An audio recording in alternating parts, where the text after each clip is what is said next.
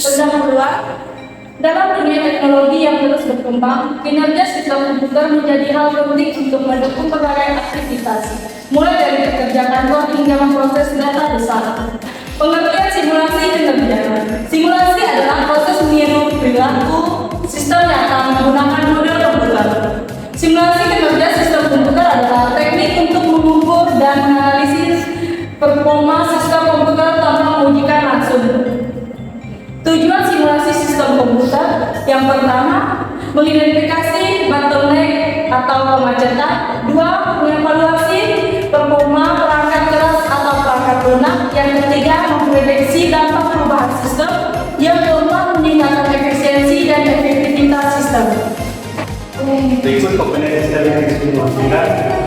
Pertama, CPU, penggunaan proses, memori atau RAM, konsumsi memori dan sweeping, disk atau input output, kecepatan baca tulis, jaringan bandwidth dan latency, proses load, jumlah dan jenis proses.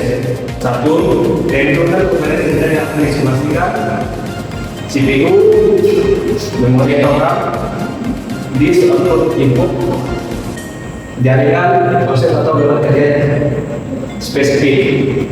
Dua, temukan tujuan simulasi, misalnya mengetahui resiko waktu peserta saat menerima 1000 megabytes per detik. Berikan dapat pengamatan RAM pada waktu komputasi aplikasi tertentu. Pilih software simulasi, berupa tools populer, tools fungsi catatan, CV simulasi proses simulasi Python, sangat fleksibel untuk sistem antrian. Code simulasi lingkungan code cocok untuk meneliti code komputing. GPSS adalah simulasi sistem listrik, industri manufaktur dan sistem antrian. G5 simulasi arsitektur komputer digunakan untuk mendeteksi prosesor. Yang keempat, definisikan skenario simulasi. Contohnya, jumlah pengguna simultan, jenis proses yang dijalankan, durasi simulasi, parameter perangkat keras, frekuensi CPU, bandwidth. Yang kelima, jalankan simulasi, lakukan percobaan simulasi sesuai skenario amati. Waktu eksekusi, tingkat utilisasi CPU atau RAM, rata-rata waktu respon. Yang keenam, analisis dan interpretasi hasil. Buat grafik atau laporan performa. Identifikasi bottleneck, uji beberapa variasi konfigurasi. Jenis simulasi yang pertama, simulasi diskrit menggunakan model berbasis peristiwa. Yang kedua, simulasi kontinu menggunakan model matematis untuk sistem yang berubah secara terus-menerus. Simulasi hibrida, kombinasi dari kedua jenis di atas dari gabungan diskrit dan kontinu. Baik, untuk selanjutnya kita akan masuk dalam contoh simulasi sederhana di sini. Di sini ada Python, silent code, depth CPU, process and name CPU time needed with CPU request straight through yield and timeout time needed. Simulasi 5 proses berjalan pada CPU dengan 2 core digunakan untuk memodelkan penggunaan CPU dan waktu proses.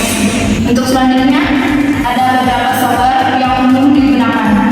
Ada GPSS, General Purpose Simulation System, ada Arena Simulation, ada Simulink, ada Packet Tracker untuk simulasi jaringan, ada VMware atau VirtualBox untuk simulasi sistem operasi.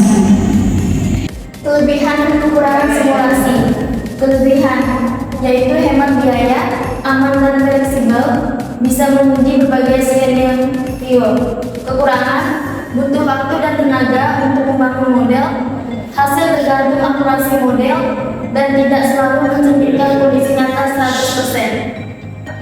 Kesimpulan, simulasi kerja sistem komputer adalah proses untuk menguji dan menganalisis performa komponen seperti CPU, RAM, dan jaringan menggunakan software.